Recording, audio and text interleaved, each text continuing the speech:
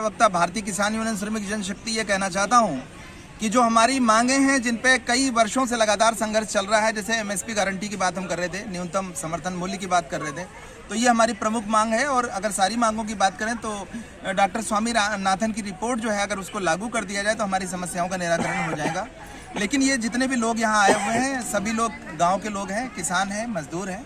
और ये जो धरती है, सच बात यह है कि सबसे ज़्यादा अधिकार हमारे इन किसानों का ही इस धरती माता पे है। ये अन्नदाता किसान है, धरती ही इनकी व्यापार है, यही इनका व्यवसाय है, यही इनका काम है। सरकार जब चाहती है तो ये जमीनों का अधिग्रहण कर लेते हैं औने पौने दाम पर। 10 सालों से सर्किल रेट नहीं बढ़ाए गए, जबरिया कभी रेलवे के नाम पर, कभी सड़क बनाने के नाम पर, कभी हाईवे बनाने के नाम पर हमारी जमीनें जाती हैं, तो इनके रेट बढ़ाए जाने चाहिए। और दूसरी बात यह है कि कम से कम इन किसानों को, जो किसान हैं, उन किसानों को कम से कम ये टोल जो लिया जाता है, थोड़ी शर्म करें। किसानों को तो कम से कम टोल माफ होना चाहिए। तो हम ये चाहते हैं कि किसानों को टोल कतई नहीं पड़ना चाहिए। रेलवे में कभी कभी हमारे साथी आते हैं, 2 हमारा 3 दिवसीय चिंतन शिविर होता है, एक यहाँ हम हरिद्वार में करते हैं और दूसरा हम करते हैं प्रयागराज में। तो इन दिनों में भी ट्रेन में जो अधिकारी होते हैं और टीटी वगैरह होते हैं, उनको परेशान करते हैं।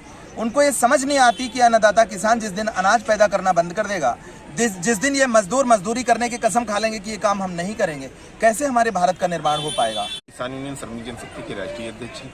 हमने किसान, मजदूर, महिला, सुरक्षा, चिकित्सा व्यवस्था समस्त बिंदुओं पर 3 दिन चर्चा की।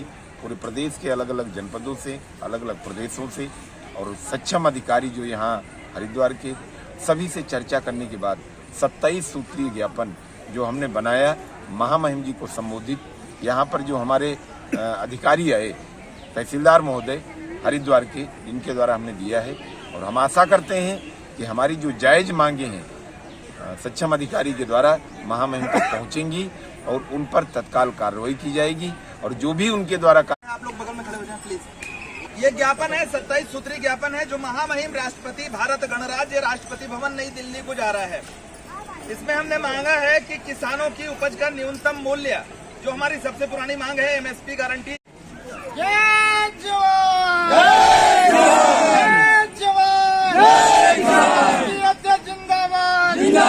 धन आयोग की सिफारिशों को पूर्णतः लागू किया जाए।